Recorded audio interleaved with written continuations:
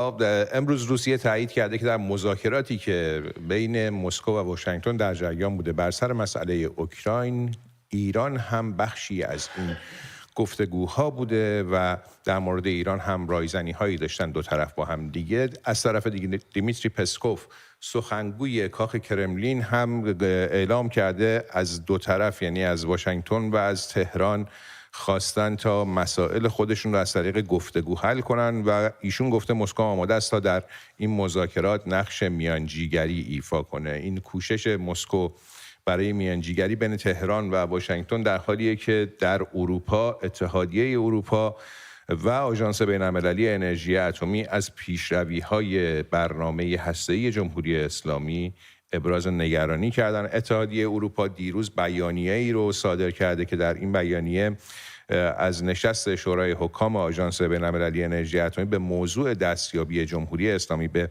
سلاح هسته‌ای به عنوان یک اولویت مهم برای خودش یاد کرده و از همه کشورها خواسته که از اجرای قطعنامه 2231 شورای امنیت سازمان ملل در حمایت از توافق هسته‌ای که پیشتر بود، توافق برجام، پشتیبانی کنند، به ویژه که این توافق مبنای نظارت و گزارش‌دهی آژانس بین‌المللی انرژی اتمی هم است. اتحادیه اروپا همچنین به شدت از عدم بازگشت تهران به تعهدات خودش در برجام ابراز نگرانی کرده و بر این نکته تاکید کرده که فعالیت‌های هسته‌ای بیوقفه جمهوری اسلامی در 5 سال اخیر خطر گسترش تسلیحات هسته‌ای در منطقه رو افزایش داده. گفتن با ذخیره‌ای که الان جمهوری اسلامی داره میتونه 7 تا بمب اتم رو بسازه و هشدار دادن که جمهوری اسلامی به شدت از تعهدات خودش در برجام خارج شده، فاصله زیادی با استانداردهای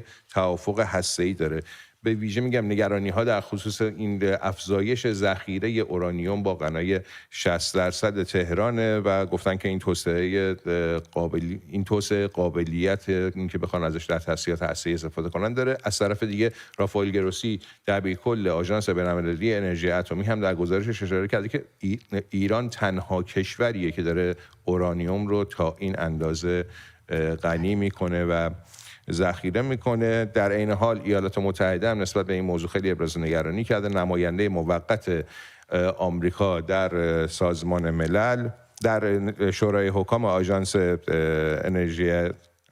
بین‌المللی انرژی اتمی هاوارد سالمون بر این نکته تاکید داشته که واشنگتن در برابر اقدامات تهران تسلیم نخواهد شد. این نگرانی ها در کنار بیانیه رافائل گروسی است که عرض کردم، گفته که ایران تنها کشوریه که داره این غنیسازی رو انجام میده.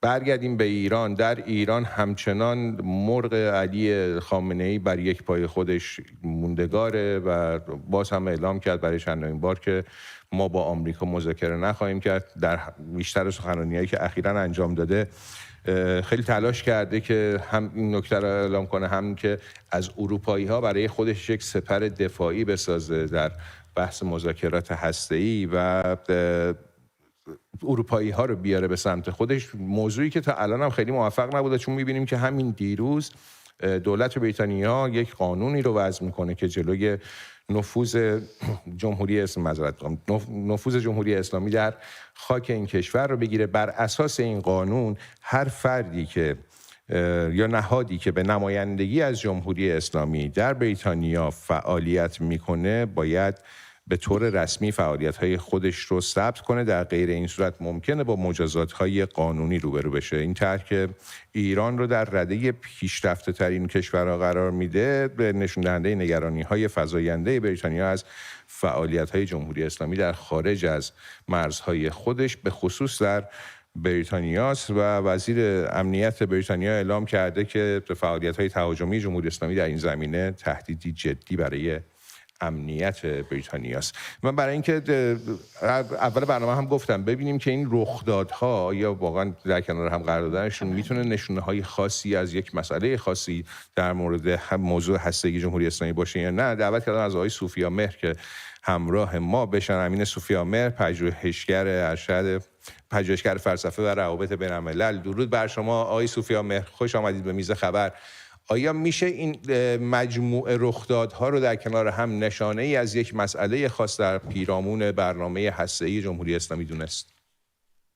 درود بر شما و همیهنان گرامی. به نظر من این میزان پیشرفت برنامه هسته‌ای جمهوری اسلامی هیچ معنایی نداره جز اینکه جمهوری اسلامی میخواد بمب اتم رو بسازه، منتها میدونه رفتن به سمت ساخت بمب اتم و نهایی کردن اون آزمایش هسته‌ای میتونه پیامدهای بسیار سنگینی داشته باشه. بنابراین در شرایط کنونی با توجه به موانعی که جمهوری اسلامی بر سر راهش قرار داده، ترجیحش اینه که همونجوری خامنه‌ای گفت نه مذاکره بشه نه جنگ بشه و بتونه شرایط کنونی رو، وضعیت کنونی رو نگه داره. منتها با اومدن ترامپ سیاست نه مذاکره و نه جنگ خامنه‌ای الان به بنبست رسیده و خامنه‌ای باید دست به انتخاب بزنه، یا به سمت مذاکره و تسلیم بره یا اینکه بپذیره که آمریکا آماده یا اسرائیل بخواد تأسیسات هسته‌ای جمهوری اسلامی رو در هم بکوبه. نشانه‌ها حاکی از اینه که تلاش به اصطلاح روسیه برای میانجی گری میان تهران و واشنگتن شکست خورده. یکی از اون نشانه‌ها به اصطلاح استعفای ظریفه و دیگری گفته‌های عراقچیه که به اصطلاح تا وقتی که آمریکا فشارهای حداکثری رو اعمال بکنه جمهوری اسلامی حاضر نیست به پای میز مذاکره برگرده. من حتی فکر می‌کنم که حتی دولت ترامپ اگه بخواد فشارهای حداکثری رو برگردونه بر روی جمهوری اسلامی، باز هم توانایی مذاکره نداره، چرا که برونداد مذاکره برای جمهوری اسلامی با شرایط ضعف بی سابقه خودش معنای جز تسلیم نخواهد داشت و تسلیم یعنی اینکه جمهوری اسلامی از درون دچار شکاف‌های عظیمتری نسبت به وضعیت کنونی بشه. معناش اینه که جمهوری اسلامی مجبوره به اصطلاح وفادارترین نیروها نسبت به خودش رو سرخورده بکنه تا به خواستهای آمریکا تن بده و این برای جمهوری اسلامی، اگر منظر مقامات جمهوری اسلامی نگاه بکنیم، عقلانی نیست که به اصطلاح وفادارترین نیروهای خودش رو سرخورده بکنه، چرا که نیروهای وفادار به نظام خواهان به یک نوعی تقابل و یا حفظ این توانایی هسته‌ای هستن. اگه بخواد این ابزار از دست بده، بعد از دست دادن نیروهای نیابتی، تضعیف منطقه جمهوری اسلامی، از دست دادن توان موشکی و هسته‌ای میتونه یک مهر پایانی بر عمر جمهوری اسلامی باشه. به همین خاطره که مذاکره در ذهن خامنه‌ای معنای جز به اصطلاح شلیک به پیشانی خودش نداره. آقای سوفیامر، الان در اروپا خب با حالا در رغم اینکه در بیانیه‌شون اروپایی‌ها خواستن کشورها بیان به از قطعنامه 2231 پشتیبانی بکنن، اما خب داریم می‌بینیم که تحرکاتی هست برای اینکه مکانیزم ماشه رو دوباره فعال بکنن. از طرف دیگه ما اگه فرض بر این بگیریم که آمریکا و روسیه در مذاکراتشون به این نتیجه برسن که حالا بیان سر ایران صحبت بکنن و بر سر ایران مذاکره بکنن، اون وقت ما نقش اروپایی‌ها رو در این وسط چطور میتونیم ببینیم؟ اروپایی که خیلی علی خامنه‌ای تلاش داشت تا ازش یه سپر دفاعی برای خودش بسازه. بله، همیشه سیاست جمهوری اسلامی بود که میان آمریکا و اروپایی‌ها شکاف به وجود بیاد تا یک اجماع جهانی علیه جمهوری اسلامی شکل نگیره.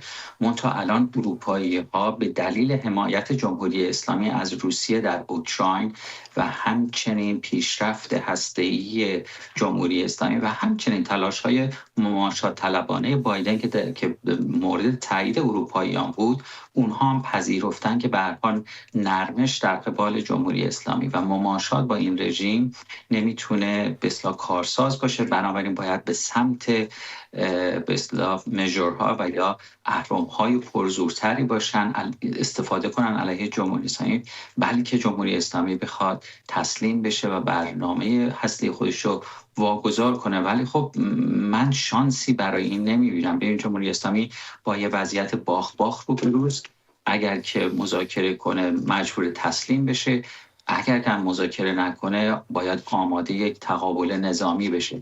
هر دوی اینها برای جمهوری اسلامی هزینه‌های هنگفتی خواهد داشت. حالا اگه ما خود جمهوری اسلامی بذاریم کنار، من بیشتر هدفم از سوال اینه که آیا اروپایی‌ها اجازه میدن که روسیه و آمریکا دورشون بزنن بر سر مسئله هسته‌ای جمهوری اسلامی؟ ببینید اروپایی‌ها در این زمینه رأیشون زیاد نافذ نیست، به دلیل اینکه اروپایی‌ها تنها ابزاری رو که دارن ابزار اقتصادی، اونم روابط اقتصادی اتحادیه اروپا در قیاس با کشورهای منطقه با جمهوری اسلامی بسیار ناچیزه. اروپا که توان نظامی جدی نداره و یا اگه داشته باشه به صورت بالقوه حاضر به استفاده از اون نیست، مگر اینکه در قالب یک ائتلاف جهانی آمریکایی باشه. همه اینا مؤلفه‌های به اصطلاح قدرت در روابط بین الملل هستن و اروپایی‌ها نمیتونن واقعا یک سخن برایی داشته باشن تو این زمینه. مسئله اینجا دعوا میان آمریکا و جمهوری اسلامی و همچنین دعوا میان اسرائیل و جمهوری اسلامی، اینها به اصطلاح قدرت‌های تعیین کننده تری در این زمینه هستن تا اروپایی‌ها. خیلی سپاسگزارم از حضور شما در برنامه جناب آقای سوفیامهر، پژوهشگر فلسفه و روابط بین‌الملل که در میز خبر همراه ما بودید.